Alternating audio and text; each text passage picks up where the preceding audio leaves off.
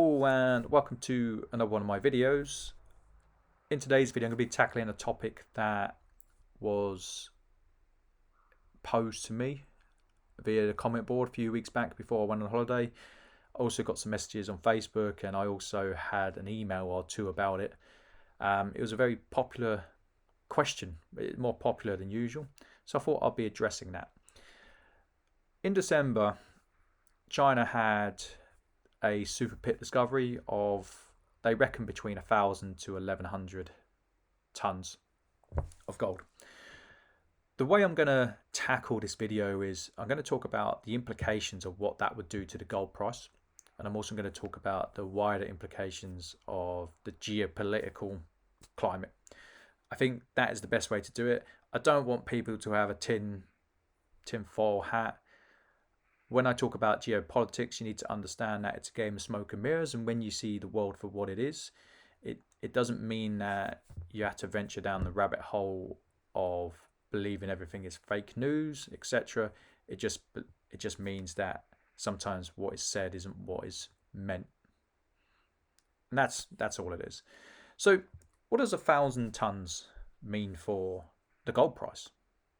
Well, you need to look at what 1,000 tons actually means, relatively speaking. How much of it gets mined a year? They reckon between 2,500 to 3,000 is coming out of the ground a year anyway. They reckon it's going to get slightly more due to the higher gold prices. There's more companies going after gold. Gold mines are typically money pits. Most people lose money. Believe me, like I was invested in some gold miners. They're very difficult and treacherous places to put your money. I knew that at the time. I come out with a black eye, but I wasn't too bothered because I knew what I was getting in for. But in terms of it coming out the ground, it's costing more and more, and the amount of grams per ton, it's not a lot. It really isn't. It's not like the old days where you could go to, say, America or Australia and you could just pull a nugget from the ground. Those days are long, long gone. They're 150 years out of date. You've got to really go over old grounds, old hunting grounds, to get the stuff that wasn't commercially viable, or you got to dig deeper, or you got to bring in a team that actually puts a lot of work into it, such as 2D, 3D, seismic. There's a lot that goes into it. I'm not an expert. I will never tell anyone I'm an expert. I just did a lot of reading before I made a few investments in the area, and even then I got it wrong. So I know there is more coming out the ground, but in relative schemes, if 2,500 2,500 tons are coming out of the ground and there's 244,000 already in the market in the world, that's not even touching the sides. That's like 1%, 1.5%. So China adding 1,000 tons is, relatively speaking, not that much. It really isn't in the grand scheme of things. So it shouldn't really do much to the price of gold overall. It really shouldn't. But I think that's also the wrong question. I think anyone who watches my channel knows that I'm of the idea, and I've always been of the idea, that the gold price is dictated by the amount of money in circulation on a world basis. And the question is there more money in the world in terms of debt and derivatives, whether that be national or company debt? And the answer is yes. Is there more? Is it going up in a faster pace than the amount of gold that's coming out of the ground? You've got to visualize these in kind of like speeds. Think of it like two cars in a drag race. Who's going to have the biggest impact? Well, it's the one that goes the fastest, and it's the same with debt and gold. So the more currency there is, the higher it will drag gold up. Now, if the currency was to diminish, it will drag gold down. That's my view anyway. When you get crashes, that's just debt being wiped off. When you understand that, you could argue, and this has been leveled to me before, well, if it crashes, then everything crashes.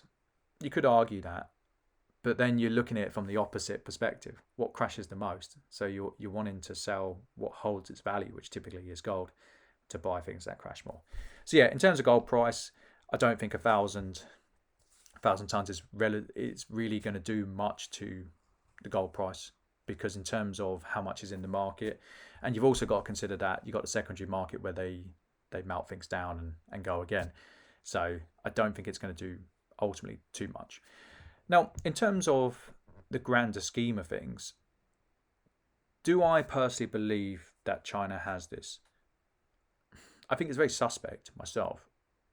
They've put the news out in a time when Trump has just been. It was around a time when Trump has just been. I think he won to come back into power. I think it's they've used it as a defensive mechanism for Trump coming back into power. Now, I don't want anyone on this channel, honestly, if I get people mention politics on this channel and they say Trump this or Biden that, I don't give a shit. I'm going to be frank. I really don't care. It's the same in the UK politics. It's the same with politics anyway. I do not like people on either end of the extreme, but I like to call it in a fair way, either left or right. I think Trump is more heavy-handed. I think Trump knows how to get what he wants. Whether he's right or wrong is irrelevant. It doesn't matter. But I think the Chinese have probably used this as a smokescreen to tell the American administration that's coming in, say, hang on, we've got some power here. And the reason we got power is you can't come after our money supply. You can't bastardize the money supply with us. Because that's what it is. Anyone who's got a strong backing in gold has a strong currency. We know that. It's when you get into debt and you really lose control of it. And it's happened many times in history. That's what hyperinflation is. It's kind of scary when you think and when you look into how hyperinflation usually happens. Not always, but usually. A country gets into trouble. They borrow in another country's currency.